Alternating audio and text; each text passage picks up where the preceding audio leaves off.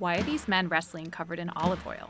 Well, it's actually a centuries-old tradition that dates all the way back to the Ottoman Empire. The ancient tradition of oil wrestling involves getting covered from head to toe in olive oil and wrestling an opponent for at least 30 minutes at a time. This competition is happening in a Bulgarian village that is one of many preserving the traditional practice across the Balkans.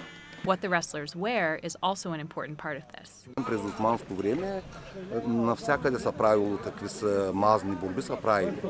Те примерно спецификата на мазните борби е, че се мажат с зехтин и се обличат примерно да речем с каспети.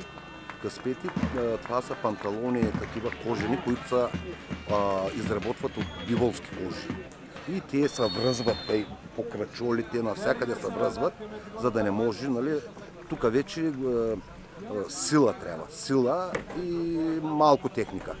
Participants from across the Balkans traveled to compete in the competition, hoping victory wouldn't slip away.